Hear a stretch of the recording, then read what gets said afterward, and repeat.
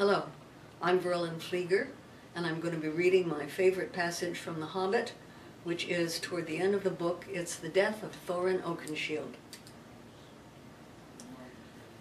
When Gandalf saw Bilbo, he was delighted. "Baggins!" he exclaimed. "Well, I never! Alive after all! I am glad. I began to wonder if even your luck would see you through.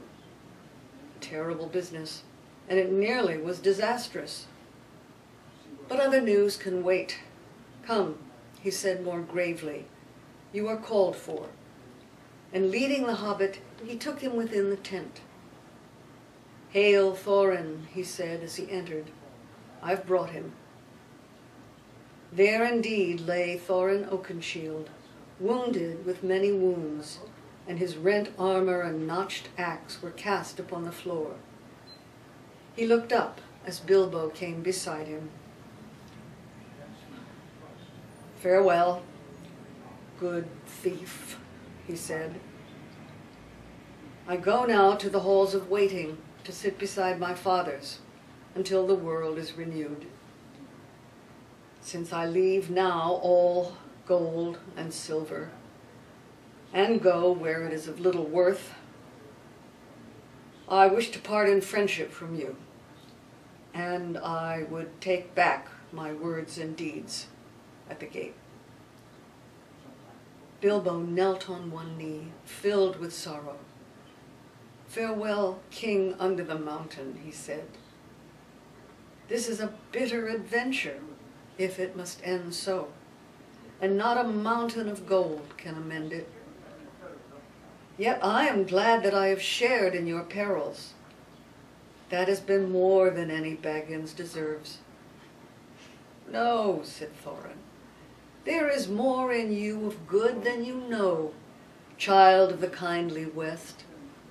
Some courage and some wisdom blended in measure. If more of us valued food and cheer and song above hoarded gold, it would be a merrier world. But sad or merry, I must leave it now. Farewell."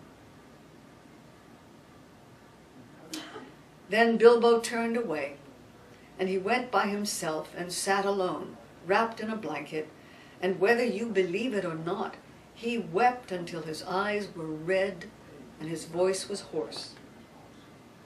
He was a kindly little soul. Indeed, it was long before he had the heart to make a joke again. "A mercy it is," he said at last to himself, "that I woke up when I did. I wish Thorin were living, but I'm glad that we parted in kindness. You were a fool, Bilbo Baggins, and you made a great mess of that business with the stone. And there was a battle in spite of all your efforts to buy peace and quiet. But I suppose you can hardly be blamed for that." The reason I like this scene particularly is because I find it to be the most moving part of the whole book and the most dramatic reversal of a character from Thorin, who has been pompous, dull, greedy, arrogant, and ruthless, into somebody who is willing to acknowledge his faults and apologize for them. It seems to me that Tolkien's scene here looks back to a similar scene in Malory's Morte d'Arthur, where Sir Gawain apologizes to Sir Lancelot at the very end of the story for all his terrible mistakes and acknowledges his wrong. And of course it looks forward to Boromir and Aragorn at the beginning of the Two Towers, the scene where Aragorn comes upon Boromir dying, sitting with his back to the tree, and Boromir does a similar reversal of his statue and his personality, and apologizes and acknowledges his wrong. So thank you for listening.